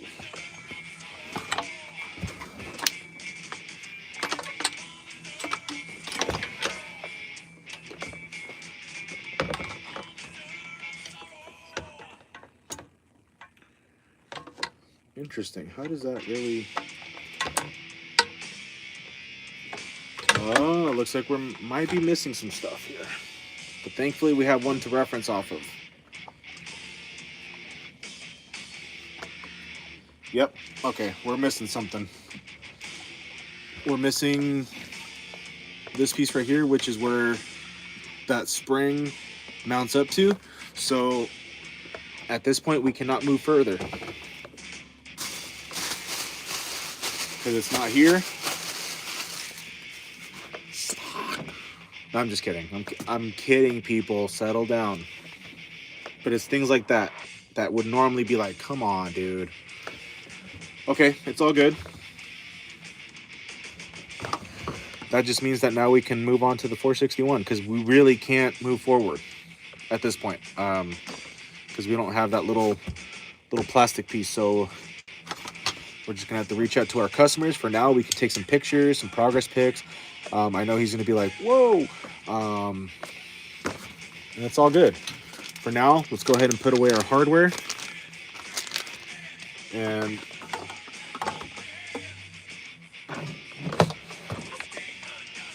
hopefully we don't have to order any parts,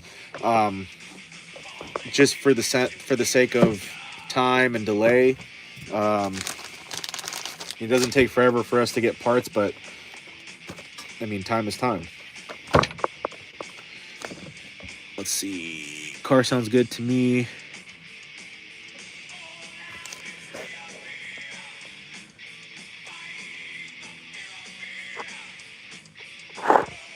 Car sounds good to me. Squirt, I will be there. Leo, I'm not sure. My friend, I'm not sure what we're even. I don't even know what you're talking about, dude. I had to run aftermarket dogs on everything, even if they are decent. That plastic piece breaks constantly. Those elbows should have been aluminum. Yeah, no, we do have a little boneyard of hardware and parts and stuff. Um, but yeah, okay. So we're gonna put all of our hardware away. These screws make sense. Um, Obviously, one of these is for this AV mount there, but the rest I don't really even know where they came from. Cause that's more hardware than we should have. I feel like, but that's all good. Um, okay, it just kind of sucks. But hey, at least we all we need to do is just wait for that little plastic piece. Um, Progress has still been made, but it is a little like we did all that and we can't even finish the job. But hey, again, progress is progress.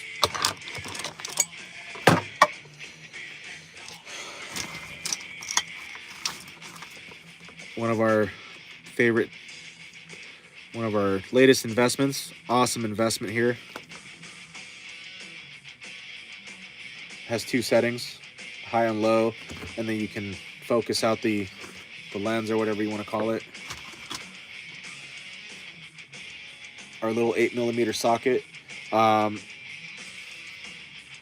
you do actually need this Stihl socket if you're going to be working on Stihls because, like, for instance, the 261s they have the carburetor base or whatever you want to call it, and of course it's a special diameter.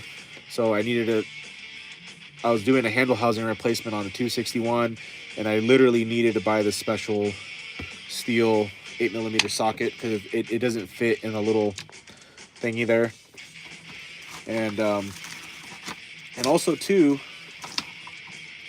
we had to buy T27 so that way we can go all the way down into the cylinder head to undo the mounting screws. We do have, whoops, whoops, whoops, whoops. We do have our Scranch T27, which this is what we started off using, which that's all you really need. But if you are going to be doing um, cylinder work, this little groove right here will not allow you to go all the way down into the cylinder mounting screws, and they probably did that on purpose. So you do need a straight T27. It doesn't have to be steel, but just something that doesn't have that little groove there. But for everything else, you can just use this. Okay. Man, that sucks. I had a feeling, though. But that's just kind of what you have to expect when someone else tries to work on it. And then, our customer was like, well, do you need all this stuff? I was like, yes. But eventually, we'll have more of this stuff laying around. We've only been doing this for ourselves now, away from the shop, or ever since, we stopped working there, or, well, better yet, we got fired. They did not like your boy doing his thing.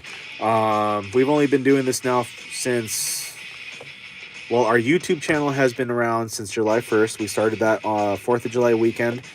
We were still employed at that shop. And, but then for ourselves, it was like the end of July. So we've only been doing this for ourselves here for a little bit. But I was at that shop almost a year. Okay. So for now, we're going to put everything back in its place. In this nice smelling bag. This smells really good.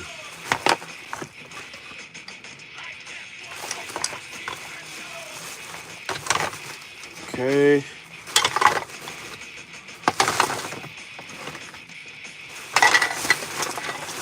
Our customer brought us this bag. Alrighty. Okay.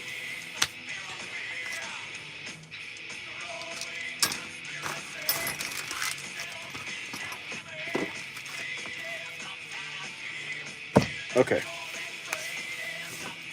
So let's move this off to the side.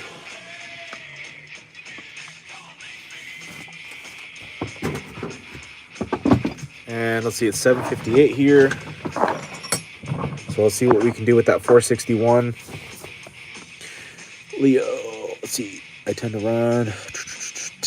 I have boxes. Okay. So this 500i came back to us.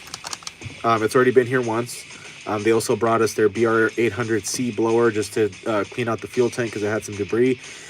This 500i does have some scoring in it.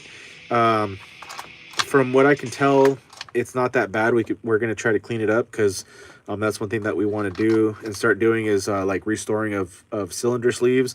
It still has plenty of compression. That does not mean that your cylinder sleeve is in good condition. That just means that you have good compression. It originally came to us because it did not have spark.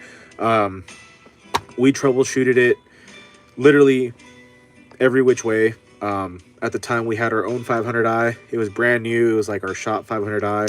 I just didn't have a chance to rip it and start it. So at that point it came in handy because we had, so we troubleshooted everything by doing a process of elimination. So the ignition module, generator, ignition sensor, literally every which way we troubleshooted it, and we were not able to generate spark. Once you get into these and like the M-tronic systems, it's more gadget stuff, so then you have to plug it into a computer and do all this reset crap, and we're not at that level yet. I've seen those MDGs, which is the little like software that you can plug into the computer and you plug this into. And thankfully I didn't buy one when I thought about buying one, because that too, it's not just simple. It's not that simple to just go and buy that unit and buy your little laptop and plug it in, because you have to have like, dealer permission, so that way you have access to, OS updates. And man, they really just fucking, I love Stihl, but it's just turning into like everything else. Like Teslas, you have to take it to like special Tesla sites. Same thing with ag equipment, tractors. Now farmers can't really do their own work because it's all computerized and sensors and softwares. And so that's kind of how these saws are turning. New saws are turning out to be. So apparently what my customer said, because I was like, look, man, let's just take it to a shop and see if they can plug it in and see what they can tell us. Apparently these computers, or ECUs, or whatever you want to call them, they have like this thing where if it passes a certain RPM, they told our customer 1400. Come on, guys. I know most of us are smarter than that. 1400. I think he meant to say 14,000.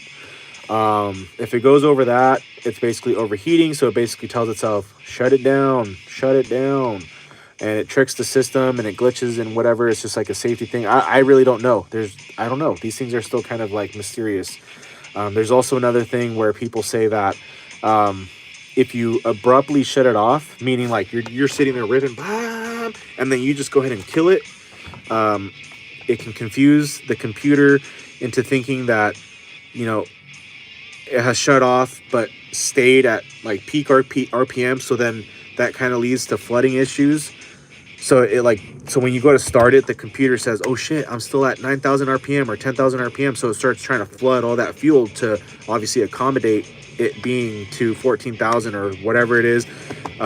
From a little Google research, these things have a peak of like 9,000, 10,000. I don't know. The 400s have a peak of like 10. It doesn't matter. So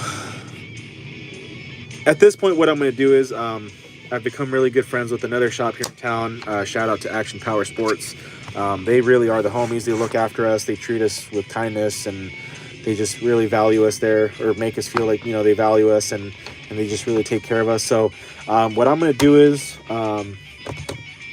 obviously not right now, maybe tomorrow, I'm going to pop off the cylinder, get a better idea of how bad that scoring is. If it's not hanging any fingernails, just like I was doing with this 084 cylinder, It had some markings, but as you can see, we've cleaned it up very nicely.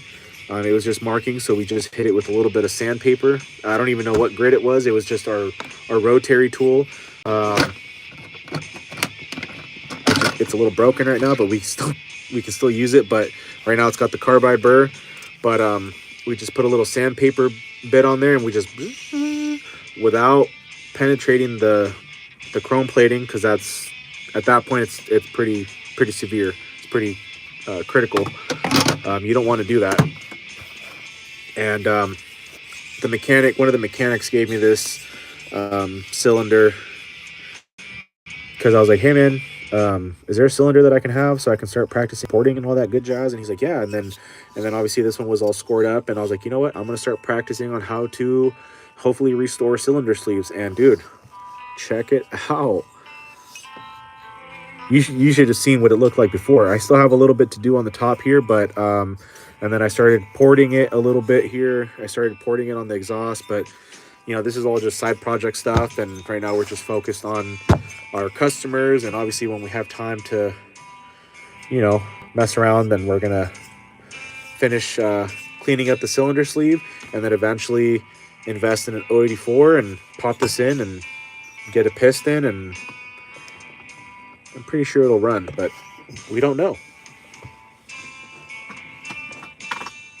Okay, so that's what's going to happen with this 500i. And if we can clean it up, and if it's not too bad, like gougy and all that,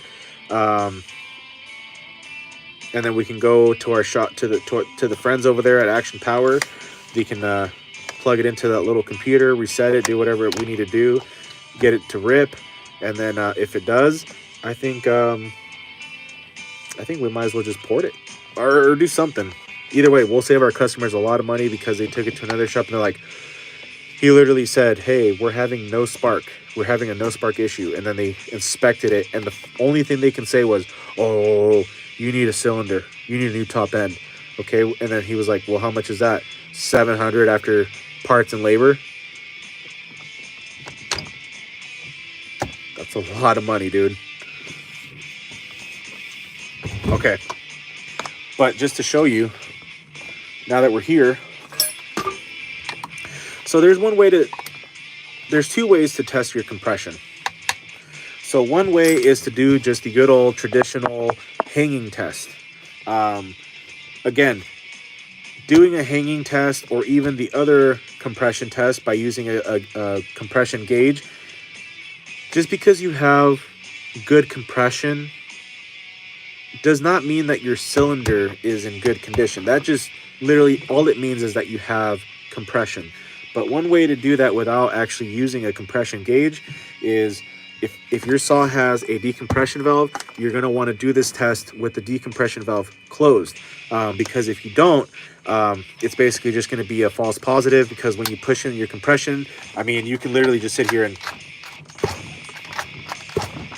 that's not good. So let me just show you real quick. So with the decompression valve open, it's just gonna, that's actually a little bit better than I thought. But typically you want to do it with the decompression valve closed. Unless I actually didn't close it.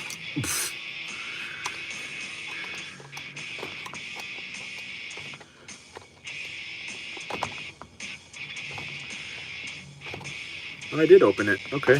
Well, either way, it's going to be a little easier, but you want to do it with the decompression valve closed. At least that's how I do it. Because typically when you have the decompression valve open, it's just going to go, and then you're going to be like, oh, it's shot. No, it's just because your decompression valve is open and whatever. Also, too, we don't have the muffler on, but just to give you an idea of what that test looks like. So just close off your decompression valve. So just grab a flathead. You can use your scratch, push that little valve open, and do the hanging test.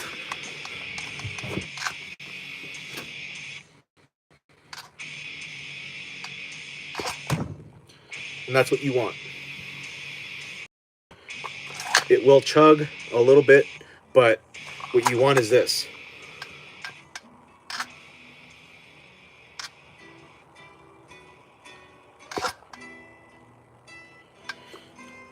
Now, if you were to do that compression test, the hanging test, and it just drops like a yo-yo, not good. That's what would happen if you open the decompression valve, so pushing the decompression valve down. But still has plenty of compression. It just wasn't getting spark. So maybe it was true. Maybe it just did run a little hot, and the computer said, "Oh my gosh, I need to shut down," and then there we are. But we're gonna see if we can restore it a little bit, clean up the cylinder sleeve.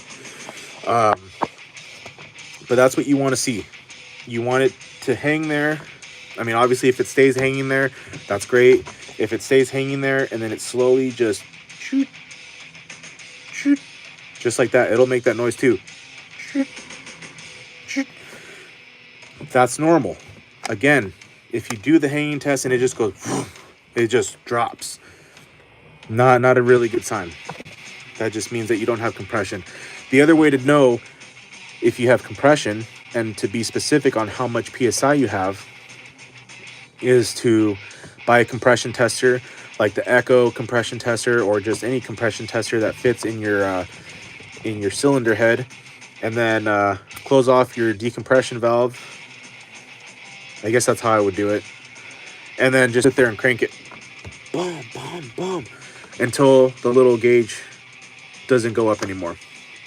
So, but without doing that, without having the gauge, just do the hanging test, and that'll give you an idea of how your compression is. But either way, to really know what the condition of your cylinder is, you can remove your spark plug and look down inside. That'll give you a good idea of what the front side of the sleeve looks like. But then you also want to pop off your muffler, so that way you can look at the back end of your cylinder sleeve, and then also you can see the condition of your piston. And then, or if you really want, you can just pop off the whole cylinder and go from there. Just make sure you have some compression rings, like these guys right here. Very, very key.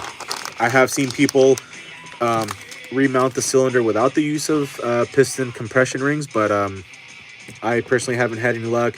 And like I was telling some guy's saw shop, I'd rather not run the risk of damaging anything, especially because those piston rings are very brittle or fragile, and they will break. And also too, now that we're talking about that, there is a important key to compressing those rings. So luckily I have this little itty bitty piston ring. This is from like a Stihl trimmer of some sort. So the piston will have what they call a rod. So, and I learned this the hard way because I recently did a piston replacement on a 200T, and I feel like I remember being told about this, but I forgot. So, okay, I'm getting a phone call. Just give me 1 second here.